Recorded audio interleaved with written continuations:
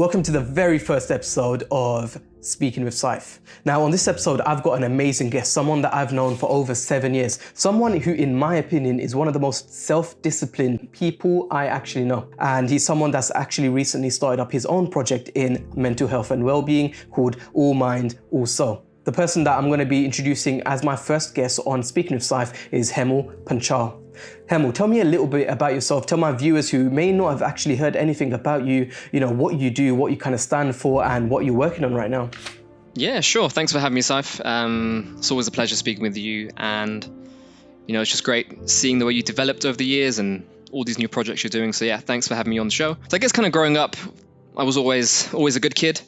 Always, I was very shy and kind of understood from young that I'm a big introvert. And I enjoy the time alone, and I enjoy the introspection, and was always about doing the right thing. Being a kid, you have big dreams and big aspirations, and you want to be successful, and you want to be great at what you do.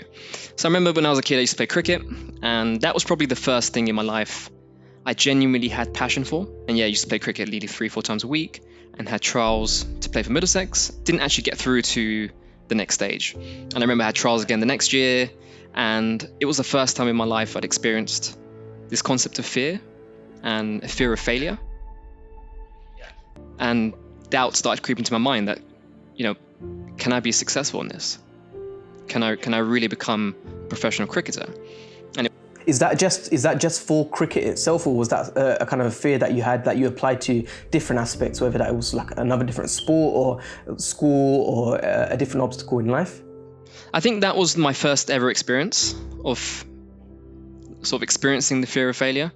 And I guess from a young age, asking yourself, can I be successful in this? And, will I really succeed in this? And it didn't go as planned, and sort of fell into the education route. And then with education, a very similar process. I came to understand that a lot of the decisions I made through education were not my actual passions, but they were led by my family or led by society. What did you end up studying for college? So for A-levels, I did biology, chemistry, maths, and psychology. Now you've started up your own kind of path in both mental, physical. A lot of people, what they do is especially a lot of mental health advocates, they give a lot of good solutions and tips and advice on the mental health side of it. But you're someone that I know who is well-rounded in 3-4 different aspects, both in terms of mental, but also in terms of physical, when it comes to nutrition, dietary, exercise, and as well as many different mental aspects of it, which I'm going to get you to talk a little bit about as well, if I can, because when I looked on your Instagram page, one of the first things that I came across was this word that you had as mindfulness. Now, a lot of people that are viewing in, they would have heard about this word, or maybe they haven't even heard about this word. And I think your definition of mindfulness and what you're standing for when you say mindfulness would be quite interesting. Yeah, I think mindfulness came to me maybe when I was about 18 years old, because during the gap year, I had a lot of free time and, got into traveling. And the way our paths crossed is we joined a network marketing company.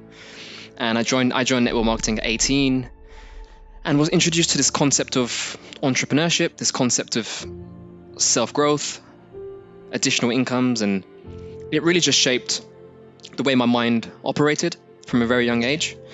And I think my view of success maybe 6-7 years ago is very different to what it is now. Because back then success meant money. It meant having the material things, having a nice car, having a nice watch, it was very much fueled by the ego. And as I've grown up and as I'm approaching life, Would you say it was fueled by ego, or even fueled by the kind of direction that society kind of sweeps you along as well?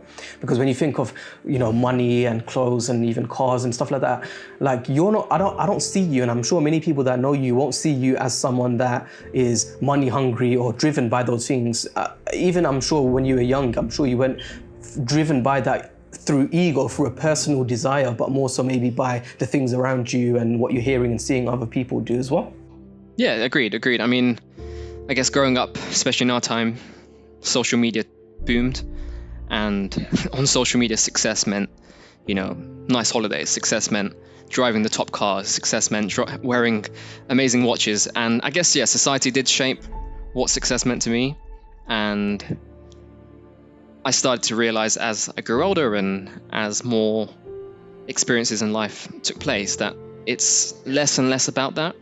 And I guess success now is overall happiness, it's health, it's service, and good relationships. So I got married 2 years ago, and that shaped my whole life around. Time's flown, it's been 2 years. Yeah. And so obviously linking back to mindfulness, then if you're going to apply that on a day-to-day basis, and especially the situation that we're all going through right now, how does someone apply mindfulness to this situation? Because one thing I always looked at, and I know you use the word present, is being in the present with mindfulness. And I look at this present that we're currently going through, and the one thing that I believe, we all have right now, regardless of our health and regardless of our financial situations, is we have the select allotment of time. Okay, and what we do with our time, I think, plays in really well with the idea of mindfulness. Yeah, I mean, mindfulness, what does mindfulness mean to me? It means, like you mentioned, the present moment. It's being in the now. And I think my perspective on mindfulness first came about when I was reading this book called The Power of Now. I don't know, have you heard of The Power of Now? I haven't, no. That was one of the first self-help sort of spiritual books I first read, and it was recommended by a very good friend. And in the book, Eckhart Tolle mentions this concept of time being man-made, and giving the example of, let's say we're in a forest or we're in a park, and there's two trees next to each other, and one tree asks the other tree, what time is it now? And the tree is simply going to respond, the time is now. What do you mean, what time is it? And we compare that to the life we're living now, and we're fueled by this concept of 24 hours, and we're constantly stressed and constantly sort of bombarded by, we need to sleep minimum 8 hours, and we need to make sure we're on time for work. We need to make sure we have this plan and this plan, and we're constantly in these social constructs, right? Yeah, we're constantly stuck in this cycle. I've literally noticed that when I was teaching a lot of kids, and the moment that a lot of these young kids come into my classroom and they start to understand that the world isn't 2,000 years old, or the world isn't 2,020 years old, and that history just started for them in the Gregorian timetable after Jesus. For them, that's the mind-blowing thing, because they've never had that perspective before. This, again, it's a social construct of time and history. And the moment they've understood, actually, there's millions of years that have passed, but we're only in 2020. Does that, and that is interesting, because that links in hugely with this idea of social construct. A tree literally doesn't care what time it is of the day, the time is now, you're right. Unfortunately, we're still gonna have to live with these social constructs as well. But you're someone that I've known to be someone that's very self-disciplined with these times. And tell me, first of all, what's your day-to-day routine like? And also, how important is self-discipline for you? Yeah, definitely. I think just adding on to what you said before as well is, the social constructs and kind of the way we operate now is very different to how it used to be before. And I myself found sort of spending a lot of time either thinking about the past or thinking about the future. And very simply put, they're both illusions, because the past is a memory that we're replaying in our mind. And the future is something that actually hasn't happened yet. And we constantly spend time thinking about the past or the future, and we're missing the most precious time we have, like going back to the trees, and that time is now.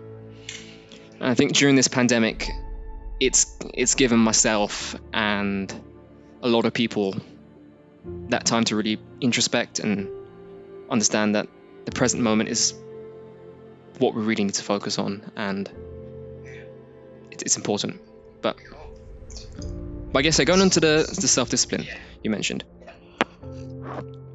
I think self-discipline to me means kind of just having daily rituals, whether that's, rituals could mean anything. It could mean, daily habits, your daily actions, what your diary looks like. But daily rituals for me, I think have what I've been doing over the past sort of 5-6 years have shaped my daily rituals. And they constantly change, and I don't want to sort of be in a position where I'm forcing people to do things, because that's never worked for me. I mean, we're all different. We can't be painted with the same brush, and you have to do what works for you. And I think for me, one of the biggest things is starting off your morning right. And the way you start off your morning is important, because, majority of us, how do we start our morning? We open up social media, we're scrolling on Instagram or on Facebook. We're in the time of TikTok, where TikTok's taken over the world, and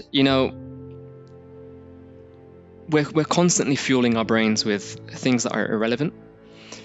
But I like to start my morning off with some gratitude.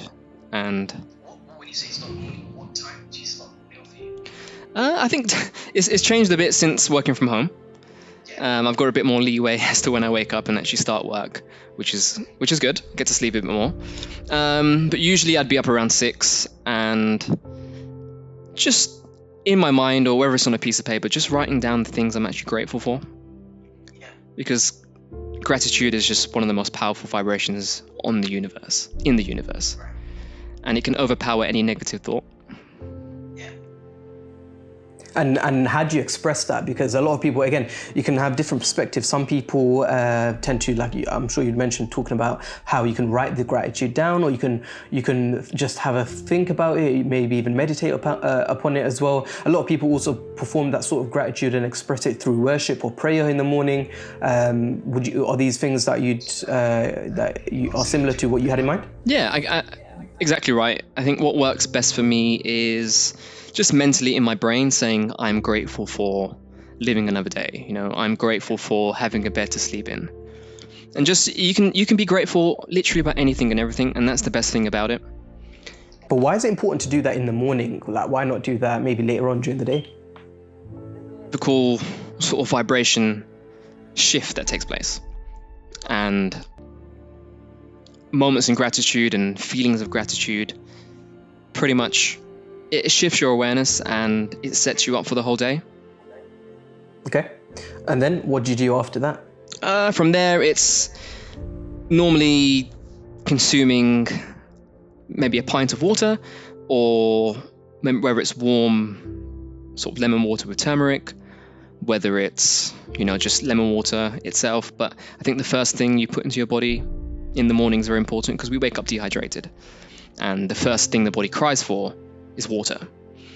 And I fell into a habit a few years back where I couldn't function without a coffee. And I needed my morning coffee to pick me up, and I realized that wasn't doing my body any good. So yeah, just drinking water. A lot of people still do that, right? A lot of people do that. Like first thing in the morning before work, they get a coffee. I've noticed that about myself. I've noticed the fact that water comes a lot later during the day, and that's really, really bad for me as well. But it's really interesting. So then, because we had a conversation like a few months ago where you were talking a lot about nutrition and what you eat, and you even showed me like a list of different kind of things that you're consuming. What kind of stuff do you consume on a daily basis then? I think, again, it changes. For me, it changes from time to time, because I'm very intrigued by nutrition, and I'm very intrigued by the effects and benefits certain foods have. So I guess over the years I've tried many diets and different things. I've been vegetarian. I was just eating meat for a while. Then I went into pescatarian, and then went back to vegetarian. And then I think it was after my honeymoon, I decided to go vegan and plant-based. And it's now like 18 months since that change. And the diet now is mainly focused on sort of fruits, vegetables, and a lot of whole foods. So what are you drinking right now? Right now I'm having a green tea. Green tea, yeah. All right, wicked. So people that, again, going through this kind of pandemic, applying these kind of tips that you were mentioning, whether it's nutrition based, one thing I was going to ask you about was exercise as well, especially during this time, the importance of the exercise itself. And a lot of people think, okay, I got to exercise till I'm sweating and I need to focus on losing weight. But you sometimes, I'm sure you do it in a way of discipline, not just for the physical aspect, but exercising for the mental aspect as well. Yeah, that adds on to the mindfulness piece that we were discussing. because exercise can mean anything. Again, it has to be something enjoyable for you, because we're all different, and you have to do the things that, you know, get you excited. And a lot of people don't get excited by going to the gym, and some people don't get excited about going for a run. But I think any form of movement and staying active is key during this time. So whether that's going for a walk, whether that's running, whether that's home workouts, and there's tons of online home workouts you can follow now, so many. Whether that's dancing, whether that's, you know, anything, staying active. And the reason why I'm such a big believer of staying active and exercise is because the body releases endorphins, and these endorphins are feel-good chemicals. And these feel-good chemicals help boost the immune system, they help improve your mental health, and simply put, it helps you to stay in shape. And that fits in with the diet, because if you've exercised very early in the morning or in the afternoon, you're going to consciously eat better. So that's my kind of view on exercise. But there's a focus of mental clarity when you're exercising as well, and you're present, because when you're doing that 45-minute class or you're doing that run, there's nothing else to think about. It's just you and that timer and that workout. So awesome. So with your new Instagram and project that you're working on, All Mind All Soul, and it has a huge implication and focus on health as well. What does it all mean to you, and what's your kind of goal with creating a page like this? What do you want to do for the people out there with a page like this? I think what triggered it off for me is combining the things I love all into one, because there are a lot of things I believe in, and sort of my core values are focused around self-care, you know, looking after your body, looking after your mental health, looking after physical health, and there's just so many aspects to health. And if I break health down, so you look at mental health, you look at emotional health, physical health, and then there's the spiritual health.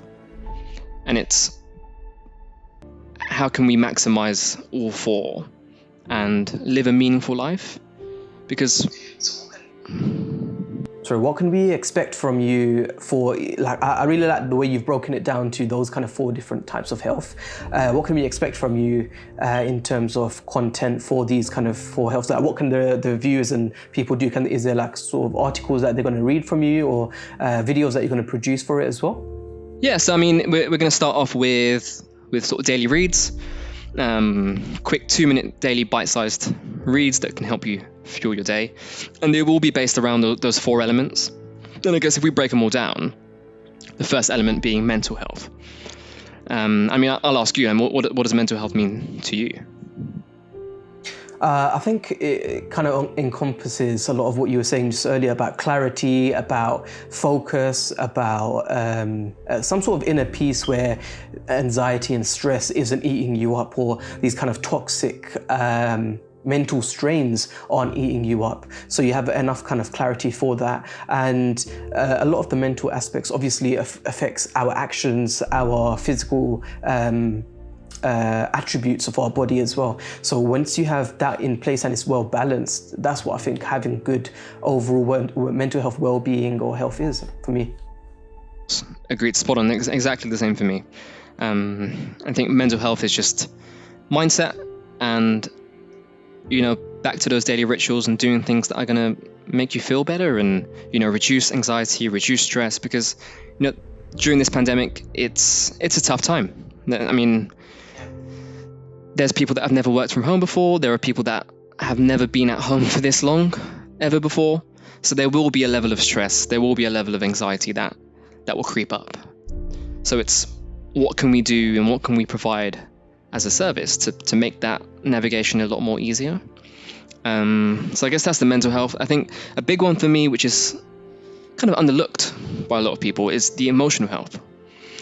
And emotional health is kind of empathy, the way you respond to things, and very much sort of tied in with hormones as well. And the food you eat will influence your hormones and allow them to work effectively, more efficiently.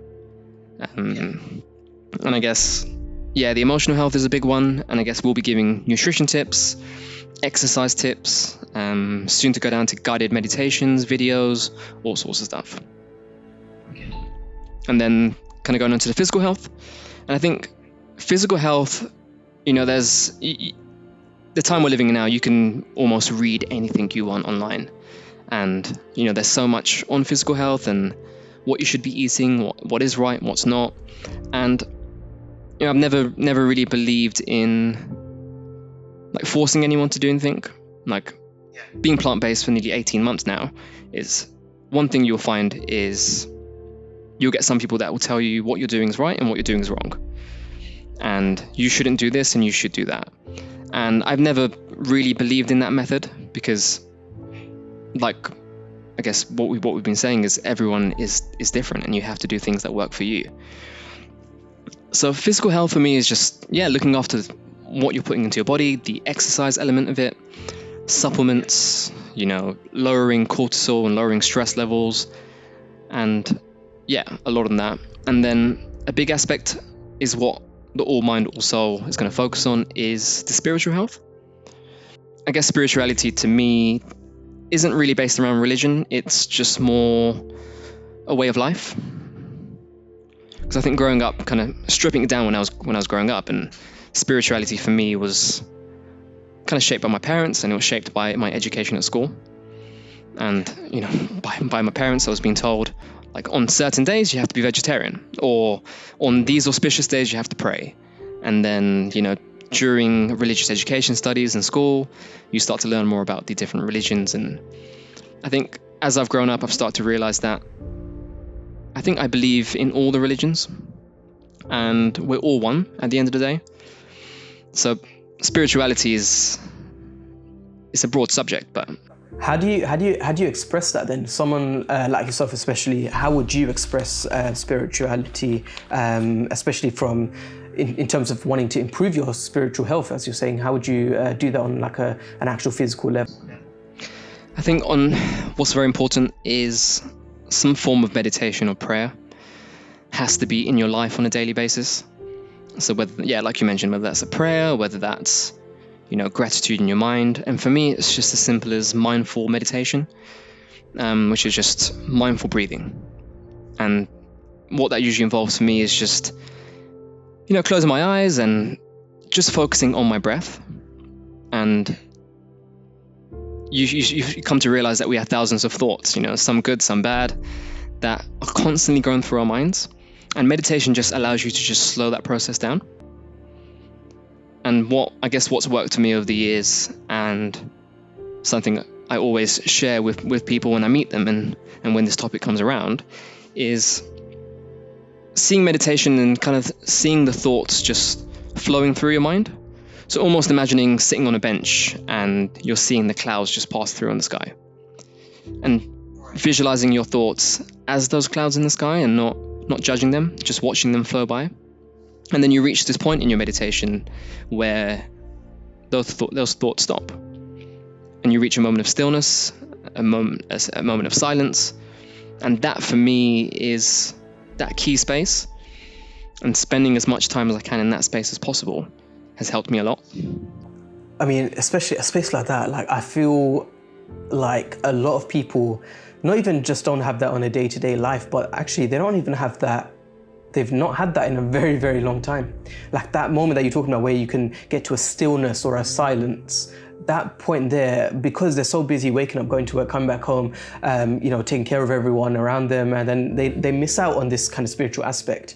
A lot of people, again, when you're trying to intertwine it into worship, I've known many people where they're doing the worship like a routine, so much so that it's not for any spiritual purpose, but simply for the routine, for the discipline itself, and they miss out on everything that you mentioned, whether that's missing out on connection with God or missing out on that kind of inner peace feeling that they're supposed to maybe have when you're worshipping, or that connection. They miss it out because it's become so routine, and they're trying to just tick the boxes of the daily routine more so than actually acquire any sort of spiritual health there.